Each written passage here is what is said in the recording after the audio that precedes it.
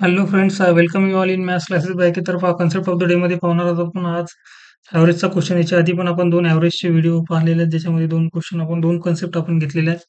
तर पहा, हा जो क्वेश्चन आहे आपण याला वेटेड ॲव्हरेज वगैरे म्हणू शकतो.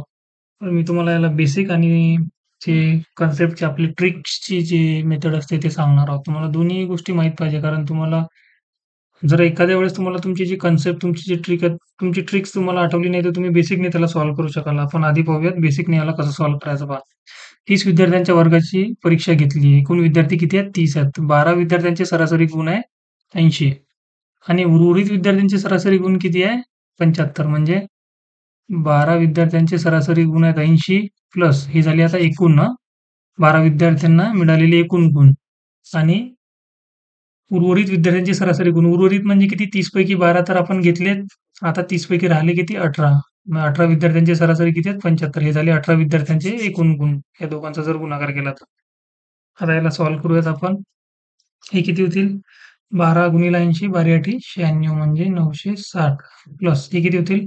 18 पंच 90 चे 0 वाचले 9, 18 साधे 126 आणि 9135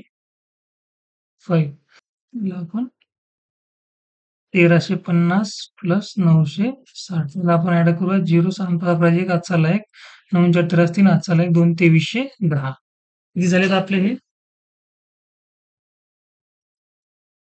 2310. ही झाली आपली एकूण बेरीज पहा. एकूण बेरीज. आता आपल्याला काय करायचं आहे? वर्गाची सरासरी काढायची आहे. एकूण सरासरी गुण किती केले? आपल्याकडे काय आहे? एकूण बेरीज आहे. एकूण बेरीज आहे, मग 2310 ला तुम्ही 30 ने डिवाइड करा, कारण हे एकूण विद्यार्थी आहेत आपल्याकडे. आपल्याकडे फॉर्म्युला पण आहे एकूण बेरीज. एकूण बेरीज भागीला एकूण संख्या बरोबर काय असते? आपली सरासरी असते. आपली एकूण बेरीज 2310 आहे आणि आपली एकूण संख्या किती आहे? एकूण संख्या म्हणजे इथं विद्यार्थी आहेत, आता 30 आहे. याला सॉल्व्ह केलं तर काय होईल? 3 7 21 आणि राहिले 2, 3 7 21 77. हे काय आपलं आन्सर आहे. पहा, इथं झालं एकदम म्हणजे बेसिकच आहे. मला तुम्हाला एक ॲडव्हान्स कन्सेप्ट सांगायची होती. आता ती ॲडव्हान्स कन्सेप्ट काय आहे? एकदा तुम्ही समजून घ्या. म्हणजे तुम्हाला हे इथं जे नंबर्स आहेत हे ईझी आहेत म्हणून ठीक आहे. पण तुम्हाला जे समोर जे ॲडव्हान्स मी जी तुम्हाला कन्सेप्ट सांगत आहे ती थोडीशी ॲडव्हान्स तर आहेच. बट नंबर जर समजा विचित्र आले तर तुम्हाला मी जे कन्सेप्ट सांगत आहे ती लर्न करणं गरजेचं आहे. ठीक आहे? तर पहा, आपण काय करूया? 1 मिनिट आता ड्रॉ.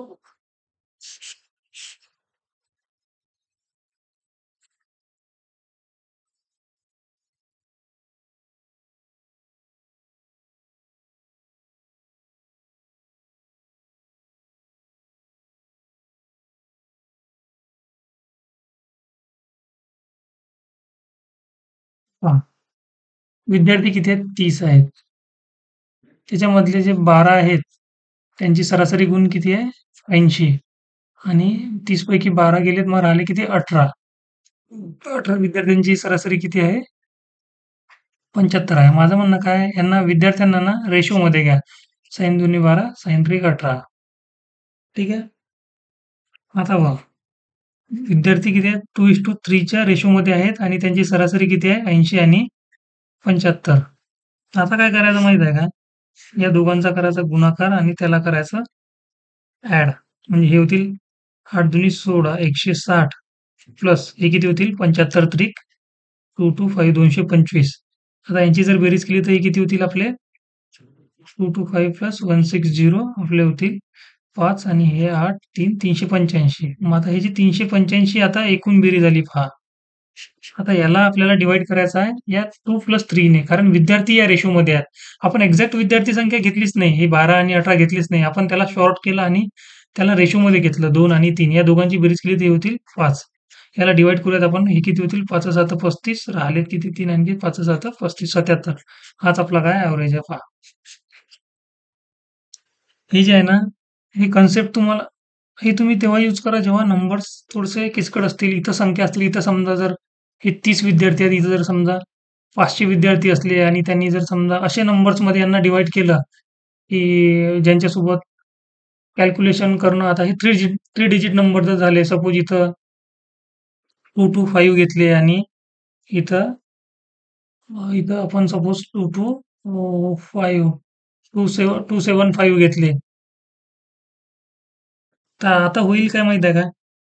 याचा जर आपण रेशो घेतला तर हे सॉल्व्ह होईल. आता सपोज एखादी संख्या आहे, हे एकूण विद्यार्थी जर 500 असते, हे 225 आणि 275 आणि याच्यासोबत जर 80 आणि 75 असा एव्हरेज असता, तर याचं कॅल्क्युलेशन आपल्याला खूप भारी गेलं असतं आणि अशा केसमध्ये आपण याचा जर रेशो काढला असता, याचा रेशो जर काढला तर हा खूप म्हणजे शॉर्टमध्ये झाल्या असत्या संख्या. तर अशा केसमध्ये ही जी मी तुम्हाला कन्सेप्ट सांगितली एव्हरेज, वेटेड एव्हरेज वगैरे ज्याला म्हणू शकतो आपण. हे सॉल्व्ह करायची थोडंसं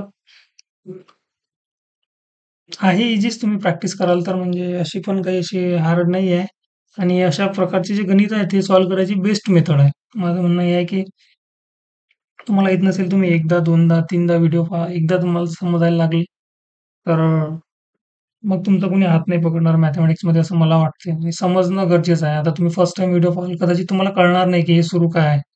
पण तुम्हाला समजून घ्यावं लागेल कारण ह्या कन्सेप्ट तुम्हाला आता बरंच काय मुलांना सवय झालेली आहे ट्रिक्स ट्रिक्स आणि इझी इझी गणिताची सवय झालेली आहे आणि त्यांना फक्त फॉर्म्युलेज वगैरे पाहायचे असतात आणि ट्रिक्स पाहायची असते.